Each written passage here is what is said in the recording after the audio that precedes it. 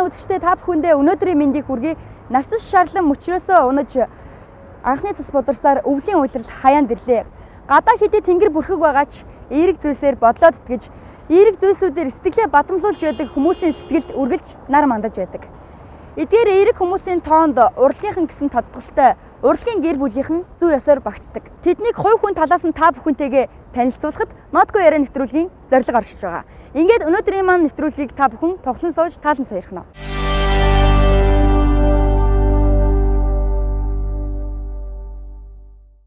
Дундаршгүй их авьяас шавагдшгүй их мэдрэмж сэтгэлийн гүнээс урган гардаг тэрл сайхан мэдрэмжүүдийг хөгжмийн хөг аялгаутай хослуулан бидэнд түгээж байдаг Монголын сар болсон хөгжмийн зохиолчдын агуу бүтээлүүд олон үеийг дамжсаар өнөөгийн бидний үеийг хүртэл ишгэлж байгаа билээ. Алтан үеийнхэн гэж нэрлэгдэх хөгжмийн зохиолчдоос залгамж халааг нь авч өнөөгийн бидний ард түмнийхээ хайр хүндэтгэлийг хүлээгээд байгаа залуу уран бүтээлчид маш олноороо байгаа. Тэд дундаас өнөөдөр нэгэн хүнийг сонгон авч нэвтрүүлгийнхаа хүндэт зочноор урьж хөгжмөнтэй хэрхэн холбогдсон, за мөн хөгжмийн аялгаутай яаж холбогддог талаар нь сонирхсан юм.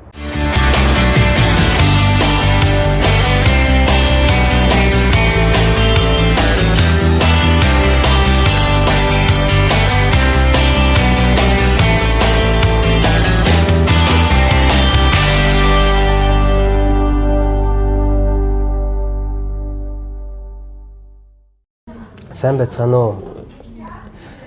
Би бол Улаанбаатар хотод төрсөн. Миний ээж аав бүгдээрээ Улаанбаатарих. За манай аав бол Өмнө Говьих, ээж маань Увсын Өндөр хангаа. За ер нь бол багадаа би бол нэлээд сахилгагүй, нэлээд биш бүр маш сахилгагүй хөлт байсан. Аюултай сахилгагүй хөлт байсан. Тэгээд ерөнхийдөө бол миний бага насны амьдрал бол яг зөв хөгжмөнтэй холбогдож байсан боловч ер нь хүүхд цагаа би ер нь нэг морины дэлэн дээр манай ээжийн эгчийнх бол Борнуур гэдэг энэ суманд гардаг байсан. Тэгээд дандаа Борнуурт очиж одоо хурд нэмээр ундаг. Тийм хүүхэд байсан да.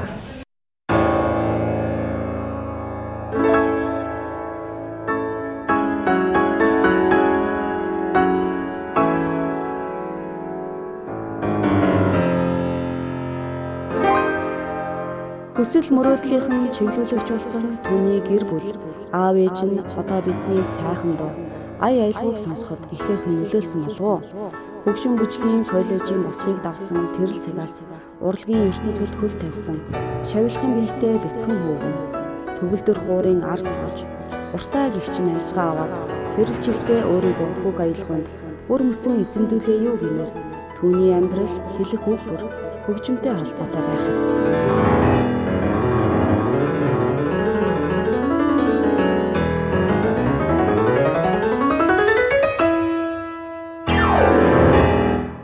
Бага насаа ер нь их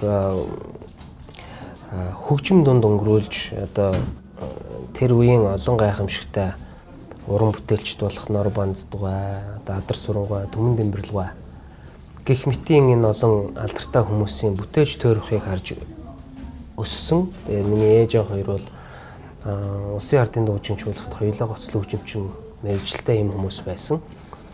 Тэгээд ээж аавынхаа ажил дээр ер нь байнга очиж тэр урлагийн одоо тэр алтан үеийн гайхамшигтай уран бүтээлчдийг харж тэгж өссөн юм. Тэгээ яг ер нь миний бага насны амьдрал бага наснда одоо үндэсний урлагт одоо ардын хөгжимтэй их ойрхон өсөөд 7 настайгаас одоо хөгжим бүжгийн дунд сургуульд сонгодог хөгжмийн ангид элсэн орсон. Тэгээд тэндээс бол одоо бас миний хөгжмийн одоо ертөнцийн аялал маань одоо бас эхэлсэн. Эгч маань тэгж ярьдаг байсан. Авьяас төгтөөсөн болохоор одоо дүүгээ ээж авдаа хэллэгөө ингээд сургууль хөгжим бүжгийн сургуульд өөрийнхөө сурдаг сургуульд оруулъя гэж ингэж шийдсэн юм байлаа. Тэгээд надад хэлээд миний дөө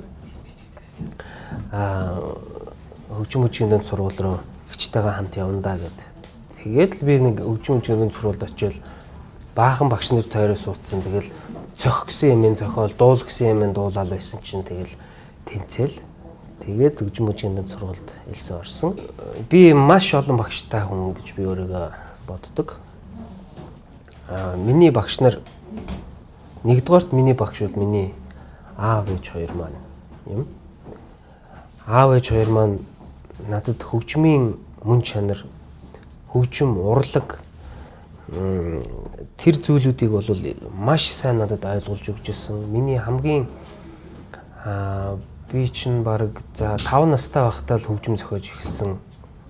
Хурдан морь бавгааны явдалч шиг иймэрхүү хөгжмөд зохиодог байсан. Тэгээд тэрэн дээр бол манай аав маань чи ер нь ингэж зохиовол зүгээр байна энэ санаагаа хэлж намайг анх дасгалжуулж энэ авьяасыг маань нээж дэлгэрүүлсэн юм маань аав маань. За тэгээд мэдээж миний багш нар бол тэр олон алдартнууд би бүгдийг хэлнэ. Яагаад тэгэхээр тэр хүмүүсээс би маш их зүйлийг суралцсан юм байлээ.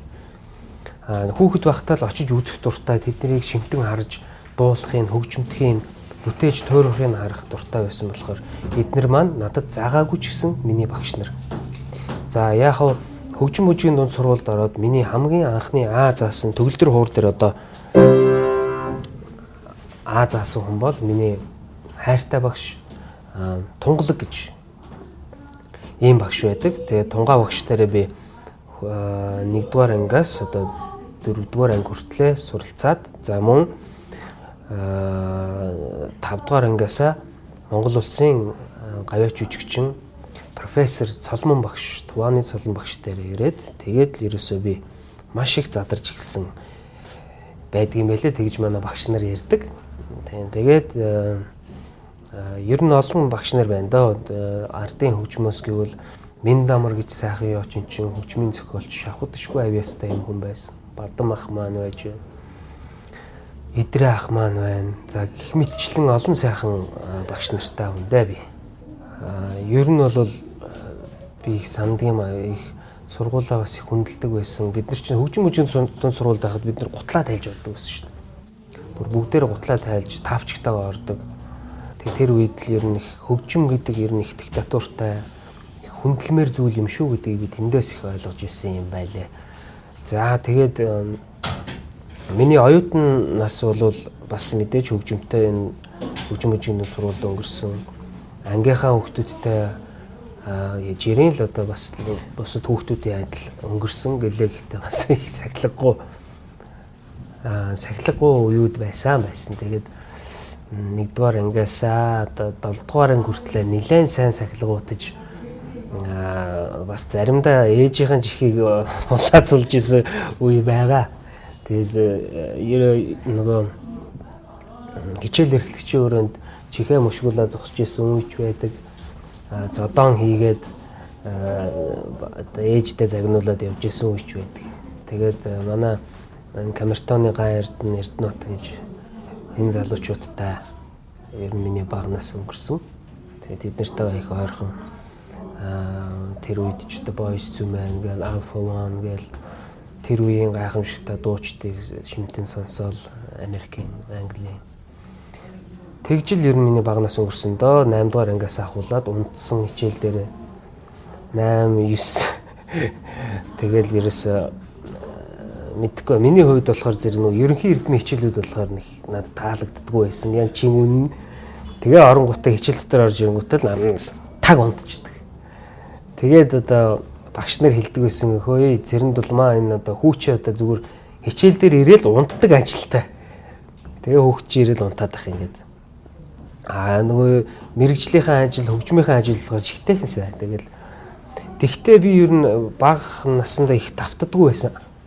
Бид нар чинь одоо маш их бэлтгэл хийж ээж Бах, Бетховен, Моцарт тэр Дебюсси тэр олон гайхамшигтай хөгжимчдийг тоглодог байсан. Шалгалт бол байнга өгдөг байсан. Тэгээд шалгалт өгөхийнхөө өмнөх 7 хоног нь суугаад дандаа 5 авчдаг байсан. Тэгээд яг хөгжимд их дуртай байсан юм шинж юм да. Их л сахилгагүй байсан. Одоо заримдаа манай нэг би одоо тэр багшийнхаа нэрийг мартчихжээ. Овшийн багшийг биш ансамблийн багшаа уйлуулж исэн тал байгаа. Уучлаарай багшаа. Одоо би таны өмнөөс уучлалт гуйж байна. Яг одоо гуулгах их дуртай байсан. Тэр үеийн хүүхдүүд чинь уулан дээр үйл бол уулан дээр гарч гуулгах дуртай. Ер нь бол нэг хаяа твэг өшөглждэг. Твэг тоглох дуртай. За хөл бөмбөгт бол их мастер байсан. Гүүхтэй бол бүр электрон жаал гэдэг кино байдаг шүү дээ. Тэрний электрон жаалын хүү шиг л өстө маш хурдан зүгээр сүг гэж ингээл хурдан өнгөрдөг. Ээжтэйгээ нэг сургуульд байсан болохоор ээж маань ч одоо ингээл хажуугаар нь зүгээр ингээд нисэл өнгөрдөг гэсэн. Чи энэ одоо хэн бэ гэсэн. Үгүй миний хүү вэ шүү дээ.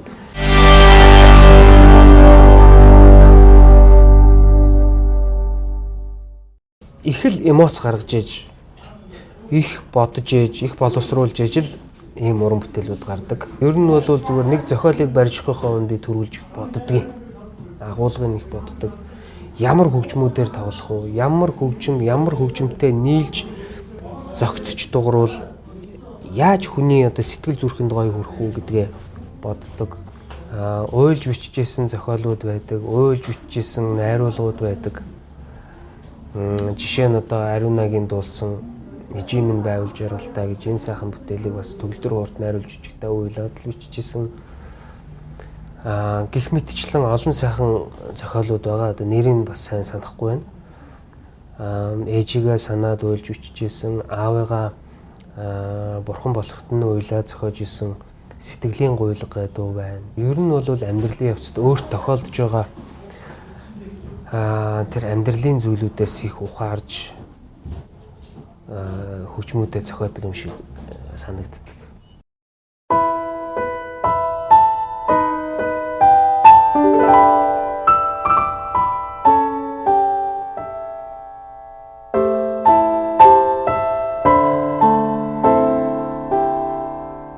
Зүудэндээ хайхтаа авдаа хэрхлэн од мичид сар жил чи надад шивнээд симхэн зарлиг дуулгах гээд байна уу?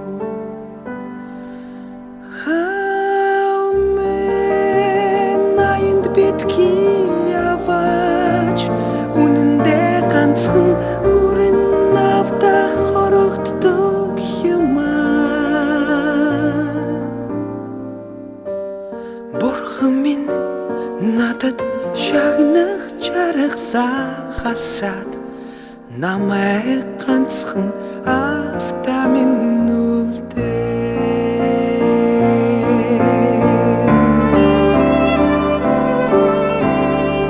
Уран бүтээл бол яг ингээд сэтгэлээс цаанаасаа л ингээд аялгуу, хөгжмийн найрлага бүх юм л цаанаас ингээд сэтгэлээс урсаал ингээд гараад идэг. Тэгээ энийг бол бүтээж туурж байгаа зохиож бичдэг хүмүүс сайн мэдгэл байх л та. Тэрийг өшөө яаж гой баяжуулах уу гэдгээ бас явц тунд нь боддог, төлөвлөдөг. Онгод гэж байдаг. Би бол байдаг гэдэгт итгэдэг. Ялангуяа 10-т гэж энэ киноны хөгжмийг бичиж байхдаа маш их омогшиж одоо тэр үеийн одоо Монголын эзэнт гүрнийг байгуулсан их эзэн Чингис хаанаараа бахархаж тэр үеийн олон баатруудаар одоо сэтгэл зүрхэндээ тэр хүмүүсийг амьлуулж ингэж 10-ын хөгжмөө бичсэн, маш их омогшиж бичсэн. За мөн Манцутай аймаа зохиочид бас уйлж исэн. Хамгийн сүүлийн Хааны 10-т гэж энэ киноны төгсгөл дээр бас их зүгээр л ерөөсөө Монгол эр хүн те гэдэг тэр бод галыг энэ цохиол дээр маш их сайн гаргаж өгсөн болов их орон те их орон гэдэг зүйлийг маш сайхан гаргаж өгсөн болов гэж л би өөртөө л боддог. Тэгээ яг зүгээр хүмүүс төрхтэй яаж хүрхийг би бол мэдэхгүй. Хүн болгон яг өөр өөрсдийнхээ ертөнцөөс тэр хөгжмийг олж хараасаа. Заавал энэ 10-таа уяад ах ямар шаардлагагүй. Тэ хайртай хосууд бие биендээ нэгээ санаад энэ хөгжмийг сонсч яж болно.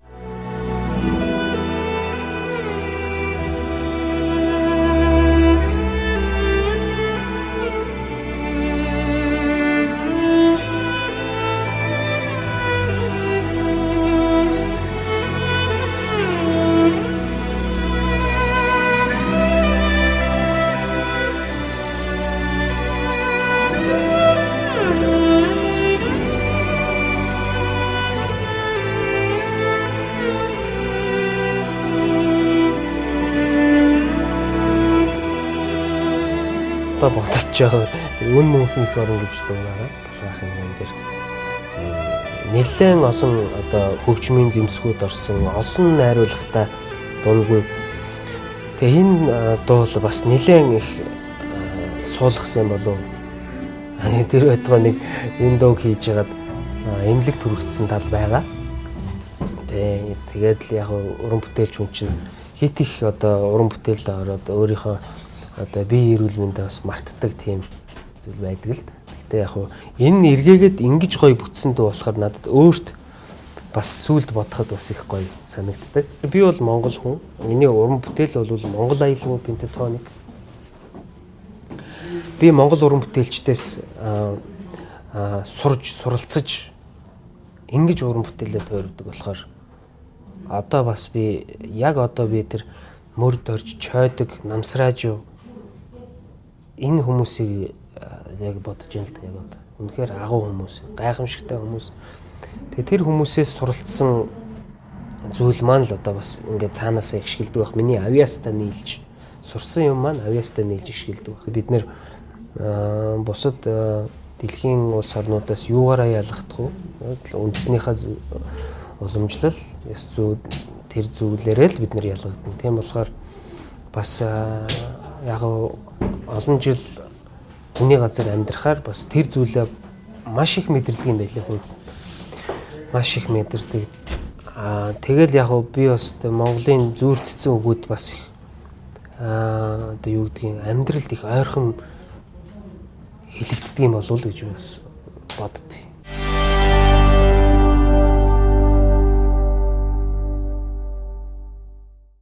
Олон сайхан найзууд. Ер нь бол насны хязгаар байхгүй найзалдаг шүү дээ.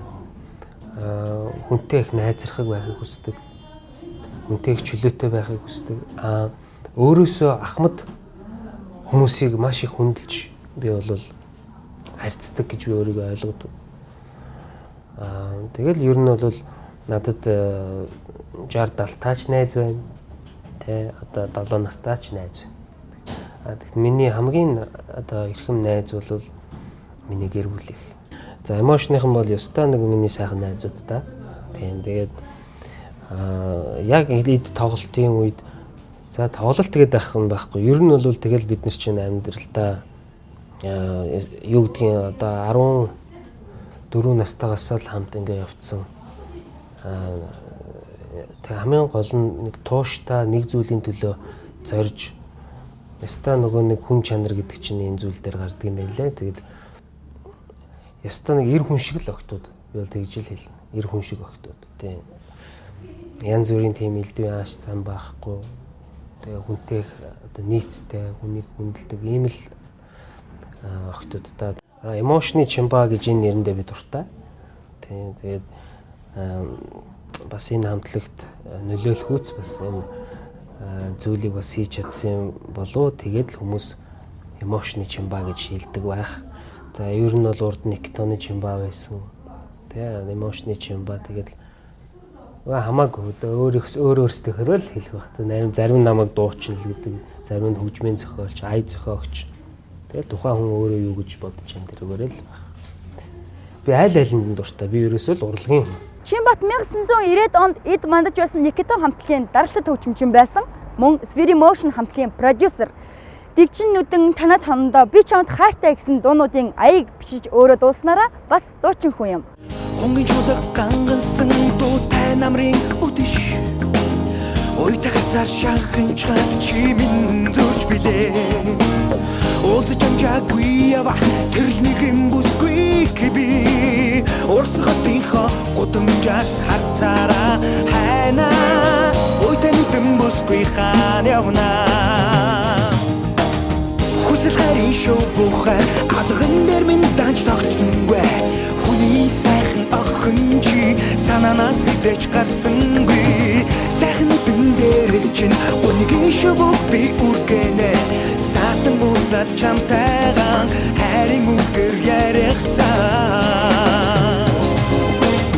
Дэврийн бороо жингэнсэн хуртай зуны үдэш Тэгчих хацаар шахан чад чимэн зурж билээ Дэдэс тэнгэрийн дахин мэт тэрл нэгэн бүсгүйг би бас харцаараа хайна тэгж нүдэн бүсгүй хаан явна.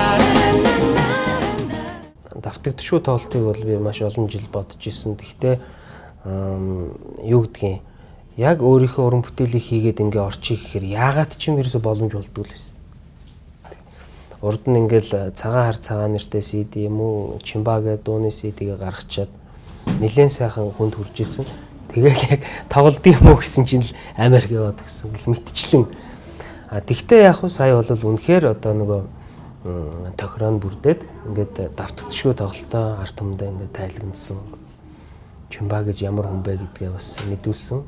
Ер нь бол надад ухаарал хайрлсан юм тоглолт байсан саяных.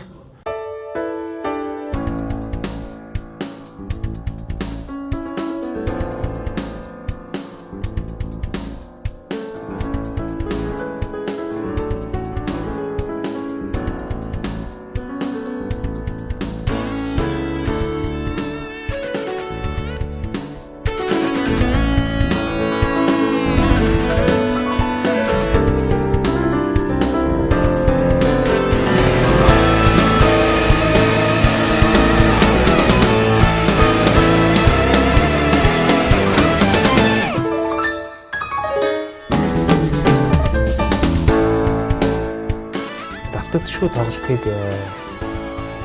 үнэндээ бол яг жилэл бэлдсэн. Тэгээ энэ тоглолтын дээр бас онцолж хэлэхэд бас ээжтэйгээ ингээд тоглосон маань миний амьдралд бас дахин давтагдшгүй мөч байсан. Тэгээд ялангуяа бас ээжтэйгээ аавтайгаа хамт тоглосон маань тэгэхээр хэлэх юм байна.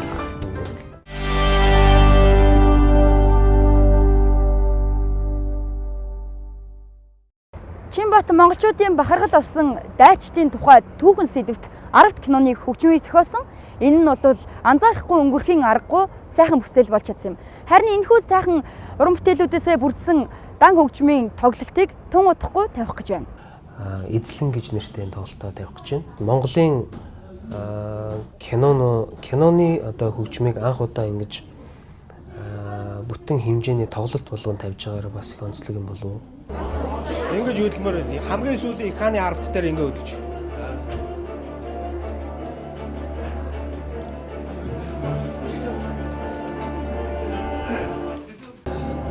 Юу тавьчих шнэ. Хоолтой дуураад бүр сүүлийн аяг тавьчих бүр чанараад болсон.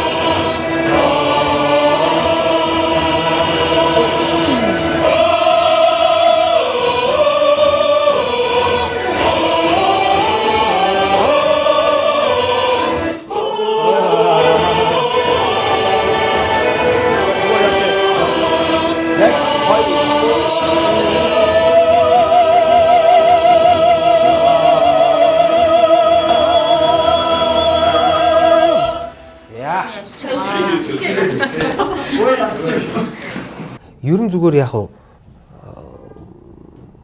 одоо сайн одоо хөгжмийн зохиолч бай гэж ингэж бодсон, мөн сайн тоглооч бай гэж ингэж бодсон. Бас яг хүүхэд насндаа л бодож исэн бас гинэн сайхан бодол байдаг миний. Америкийн тэр олон алдартнуудтай хамт нэг тайзан дээр гарч үзэх юмсан ядаж очиж тоглолтын над шир үзчих юмсан гэж боддог байсан. Тэгэл яг мөрөөдөж явсаар байгаа л энэ өөрийнхөө одоо тэр мөрөөдлийн алдартнуудтайгаа хамт нэг тайзан дээр тоглож ирсэн. Тэгэл яг хүн бол үргэлж мөрөөдөх хэрэгтэй. Тэгээд тэрнийхээ хойноос тууштай тэмцэх хэрэгтэй